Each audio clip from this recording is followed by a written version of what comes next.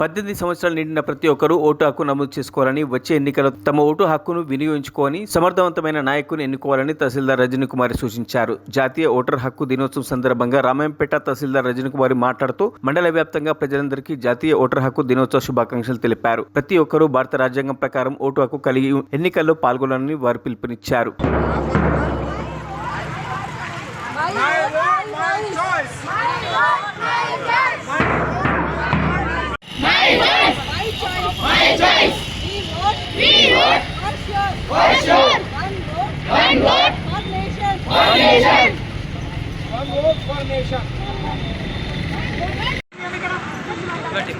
అందరికీ నమస్కారం. నేను రజనీ, తహసీల్దార్ రామాయంపేట్.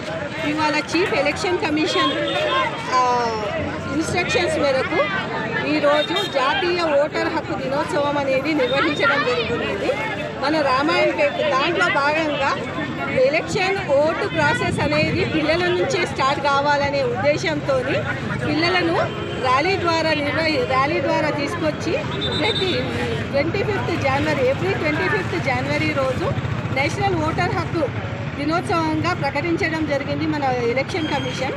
దాంట్లో భాగంగా మన రామాయంపేట్ మండలంలో 15,545 మేల్ ఓటర్స్ ఉన్నారు.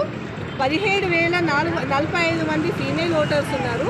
టోటల్ ఓటర్స్ వచ్చేసి 38,046 టోటల్ ఓటర్స్ ఉన్నారు.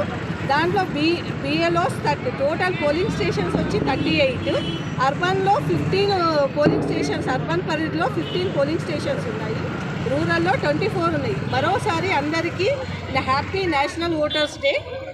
మరిన్ని అప్డేట్స్ కోసం మా ఛానల్ని సబ్స్క్రైబ్ చేయండి.